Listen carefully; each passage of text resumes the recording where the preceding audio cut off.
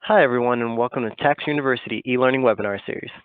As your host, today's webinar topic will be on tips and challenges of EPA Method 8260D via hydrogen carrier gas. Feel free to type in your questions as we go along, and I will try to address them as we can or towards the end if time permits. For those of you who are new here, I'd like to start with a brief background on Teledyne Tekmar and give you a quick overview on Persian trap. Tekmar is a leader in design and manufacturing of analytical instrumentations for laboratories, providing productivity enhancement instrumentation and solutions to several industries. Our world-renowned product line includes volatile organic compound systems for gas chromatography sample introduction, including high-throughput Persian trap sample concentration and sample automations. Additionally, Tekmar manufactures a line of total organic carbons, or TOC analyzers, which provides unparalleled accuracy, precision, throughput, and robust for water samples. The contents of this webinar will also cover a few of the Atomics XYZ key features, the instrument that was used for this demonstration, and the methods, both water EPA 5030 and salt EPA 5035 capabilities. So what is Persian trap? It begins with a measured amount of sample being placed in a small vial or vessel. Then the sample is purged with an inert gas, causing the VOCs to be swept out of the sample and carried to an analytical trap.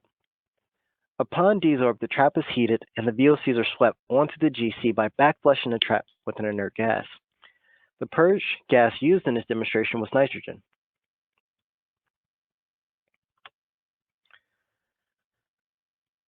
The Teledyne Tekmar Atomics XYZ is a Persian trap concentrator with a built-in multi-matrix autosampler. It is capable of running water, low-level soil, and methanol extraction samples. It has 84 positions for 40 milliliter VOA valves and offers an optional chiller tray for temperature-sensitive samples. The Atomics XYZ also features a patented dual-stage water heater and methanol rinsing capabilities, which helps in reducing carryover and promoting clean transitions between samples. This is very helpful, especially when working with highly concentrated samples that require methanol extraction. It is the first of its kind with automatic methanol extraction, which is very helpful for US EPA 5035 users, as it will save you time and effort when preparing extraction samples. The mass flow controller is optimized for helium and nitrogen, meaning that either gas can be used reliably and accurately for Persian trap analysis. Additionally, the mass flow controller is located makes it easier to keep track of pressure and locate any leaks or proper maintenance. Lastly, the Atomics XYZ has a moisture control system to help reduce the amount of water that reaches your trap, extending the life of the GC column.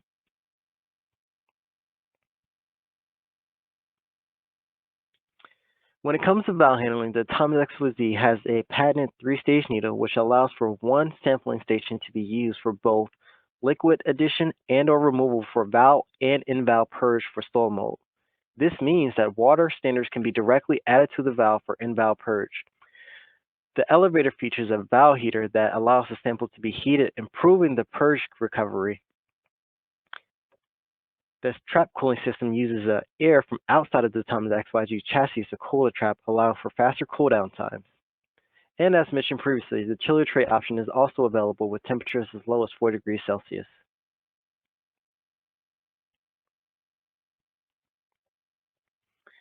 Sample gas handling. The Atomics XYZ mass flow controller is optimized to use helium or nitrogen as a purge gas with input pressures between 65 to 100 psi. To avoid any cool points, the entire path is heated by programmable temperatures. Because safety is always important, the trap interlock switch turns off the trap heating power if the door is open to prevent any accidental injuries. The Atomics XYZ also uses a heated 6-port valve with temperatures that are programmed within the software. The moisture control system reduces water vapors transferred to the GC by up to 50%, while the mass flow controller enables automatic leak checking, which is, as I mentioned before, is a lifesaver when it comes to trying to find a leak. Depending on the mode of operation, it is capable of flow rates between 5 to 500 milliliters per minute. Liquid handling. The Atomics XYZ comes with a standard 25 milliliter syringe that allows for sample volumes in 1 milliliter increment and dilution capabilities up to 1 to 100.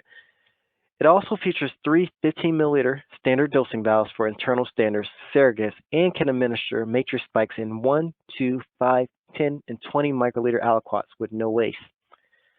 They are also UV protected and sealed under pressure for standard concentration integrity. It also has a multi-port valve for sample, methanol, water, and drain control. The sample material pathway includes a standard number 9 U-shaped analytical trap for superior chromatography. Other materials include PEEK, inertium, silicosteel, and PTFE. Compared to its predecessor, the Thomas XYZ has a 22% faster trap cooldown, 52% fewer plumbing connections, and up to 50% less water vapor transfer to the GC. More details of the Thomas XYZ can be found online using our e-link below. The Thomas XYZ Method 5030 capabilities include automatically withdrawing up to 25 milliliters of aqueous sample volume into a sparger. The Thomas XYZ capabilities of EPA 5035. In EPA Method 5035, there are two methods of spore extractions. For the low levels of 5 to 200 ppb, methanol extraction is unnecessary, and the sample is purged directly into a 40 milliliter valve. Using the patented 3-stage needle, the volatile compounds are swept directly onto the trap. This technique is known as the Sol mode for the Thomas XYZ. For the Sol samples with concentrations higher than 200 ppb, methanol extraction is required. For this, the Thomas XYZ uses an automatic programmable dilution to extract 50 microliters or 100 microliters and dilute it into a 5 milliliter sample volume of DI water. This technique is known as the methanol extraction mode for this Thomas XYZ. EPA Method 8260 is a GCMS by Persian trap method used to determine volatile organic compounds in a variety of solid waste or water matrix. Some formal changes from its previous edition C include terminology, like error height has been changed to response, and mass has been changed to MZ. Furthermore, tune updates has gone from once every 12 hours to once prior to initial calibration. I think it's also important to note within the BFB tune, the mass ion 96 relative abundance has been expanded from 5 to 15% when using hydrogen, making it easier to fall within range. Here are some of the recommended requirements to follow to promote and ensure analytical integrity of delivery and recovery. There are 3 calibration models. Listed are the response factor calibration model, linear quadratic regression model, and criteria for independent calibration model. Like the others, the response factor calibration model requires 2 sources in which the primary source will be used to create an initial calibration curve of at least 5 points. The lowest standard should be used less than or equal to the lower limit of quantification. Using a primary standard at least 90% of those analyzed, response factors have to have less than 20% RSD values.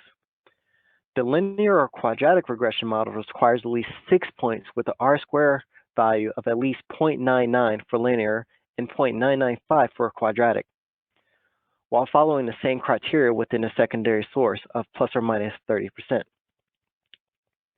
Within the independent calibration model, the lower limit of the quantification standard is recalculated with plus or minus 50% at the low point, or plus or minus 30% at all other points. Here are some recommended requirements to follow to promote and ensure analytical integrity of delivery and recovery.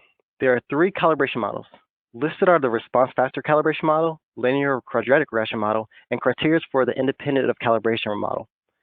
Like the others, the response factor calibration models requires 2 sources in which the primary source will be used to create an initial calibration curve of at least 5 points. The lower standard should be used less than or equal to the lower limit of quantification.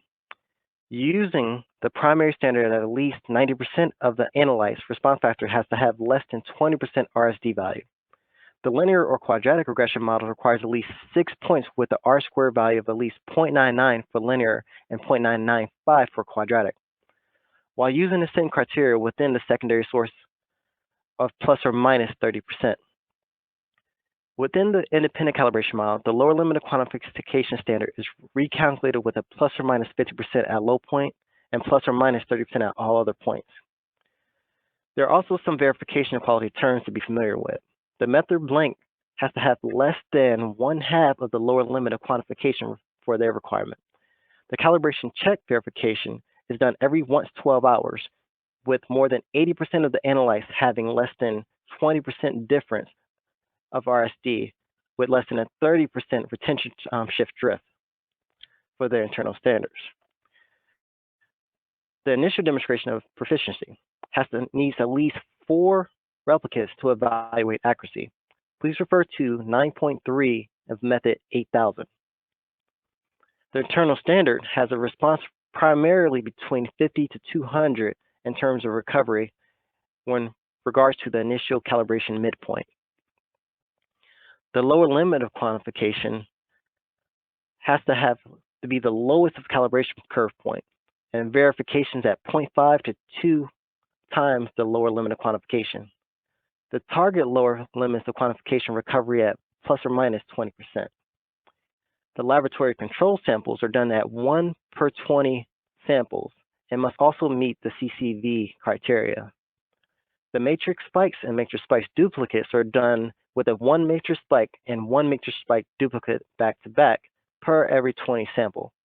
Please refer to Method 8000, Section 9.5 for more details in terms of the in-house criteria.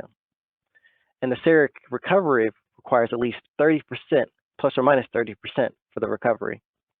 Using an autosampler, it is important to understand the 2 blanks. EPA Method 5030 utilizes the water mode method of the times XYZ with automatic sampling. By this, note that the clean water blanks being drawn from the reservoir are not the same as the valve blanks and should not be used as such.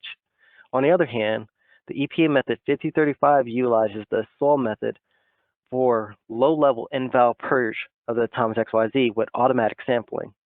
Keep in mind, whatever is in the empty headspace of the valve will also be purged in your blank and will appear in your tick.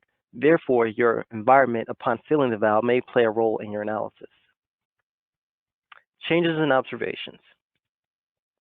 Because of the characteristics of hydrogen, lower end sensitivity issues may be further complicated as a carrier, causing difficulties up to 5 ppb.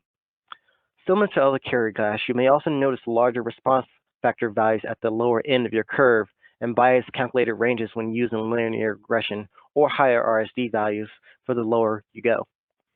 In particular to hydrogen, you may also notice faster retention times or shifts, especially for gas compounds and other target analytes forming splits or co-eluting peaks.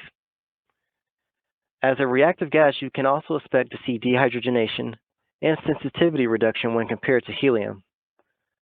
As a result, your tick may result in a higher or elevated baseline than when you compare it to helium. Hydrogen GC mass spec behavior. So hydrogen has a lower viscosity, promoting faster flows or sharper peaks. Hydrogen can also alter your injection, column chromatography, and detector operation. For the injector reactive surface, routine maintenance can reduce transformation. And as for the column chromatography, the flow rate can impact the peak shape. We noticed that the lower flow rates helps with peak shape, so you may want to give that a try. The detector can also become ionized, promoting interference with other analytes mass spectrum. You may notice the elevated background due to the hydrogen's reactivity. Here's a quick look at hydrogen compared to its counterpart helium.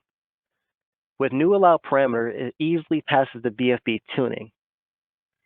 Although hydrogen is known to be highly reactive, it's drawing more and more attention as an alternative use for carrier gas as it is less expensive and more abundant in supply source, as it can be generated in labs as well. Compared to helium, it is still able to pass BFB tunes while combating helium's shortcoming of supply and expense. Concerns, mainly being that hydrogen possibly protonating causing lower responses. You will see an example of this in the upcoming slides with chloroethane. With respect to gases and water, methanol may cause interference that co-eludes with chloroethane and chloromethane. When using an ion trap detector, you can quantify those ions at 49 mass MZ for a more accurate response. Tips for methods and conditions. So first and foremost, safety first. Be sure to check for leaks. As a smaller gas, hydrogen is more prone to leaks and should be used with caution. We verified that the GC gas type to ensure proper flow throughout the system.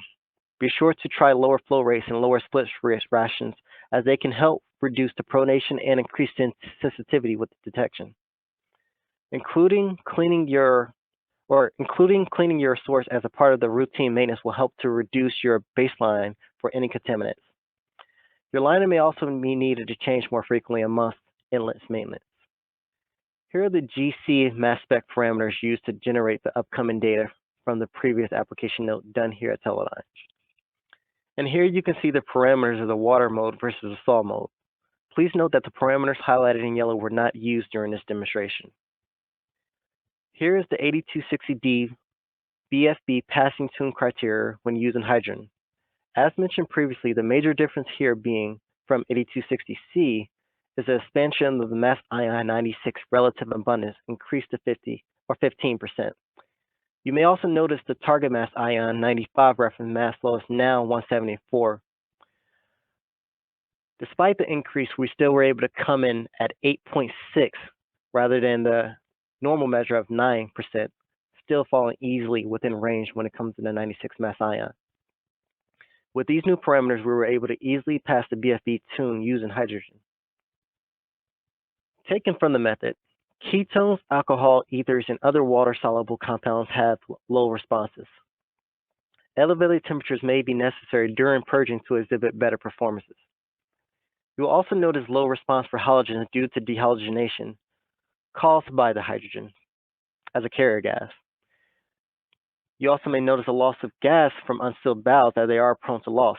Be sure to tighten the valve. Water and methanol can cause interference that tends to collude with chloromethane and chloroethane. While aldehydes are known to have poor stability, and acetates are also known to have difficulties with reproducibility, response, and recovery, as well as stability. For simplicity of 8260 compound list, here is a short list of the target compounds. All compounds pass with a 0.99 linearity with less than 20% RSD. 1 ppb standards were used to calculate the MDL values for each of the target compounds. Acetone, bromomethane, and heterochlorobutadiene were the only ones that weren't able to get to fall within the response factor calibration curve model. We had to use linearity for the acetone as well as the hexachlorobutadiene while using the quadratic regression model for bromomethane. To generate a faster tick, here are the parameters used to generate the upcoming tick compared to hydrogen and helium. Taking a closer look at the water method, here is a more recent tick generated to highlight the difference and similarities between helium and hydrogen at 20 ppb. Using the water method, all the parameter settings and conditions were the same. The only change was a carrier gas. So we had the same trap, same column, same sample parameters, and etc. With a quick comparison of hydrogen and helium tick, you will likely notice hydrogen has a faster retention time and lower response while still providing great sharp peaks. We see some separation with methylene chloride and acetone and coelution with diisopropyl ether and 1,1-dichloroethane. As previously mentioned, because hydrogen is a reactive gas, we also see a less response with target compounds like chloroethane. Here's the middle tick. Interesting observation we notice is the separation of tetrachloroethylene and trans-1,3-dichloropropane when using hydrogen. As you can see, when using helium, we have some coelution. So you'll see the coelution starting with pentafluorobenzene and 1,2-dichloroethane. We were able to get some separation better with using helium. While on the other hand, using hydrogen, benzene and methachloronitril was able to separate, but was coeluding when using helium. On the back end of the middle tick, you also see some better separation as well, referring again to that tetrachloroethylene and trans-1,3-dichloropropane, while it was coeluding using helium. Here's a tick comparing the back end of hydrogen with helium. And again, we see some separation with p-isopropyl-toluene and 1,3-dichlorobenzene using hydrogen, and it started to do coelution with helium at the same time. So still coelution, but similar retention time and response, and overall good peak shapes.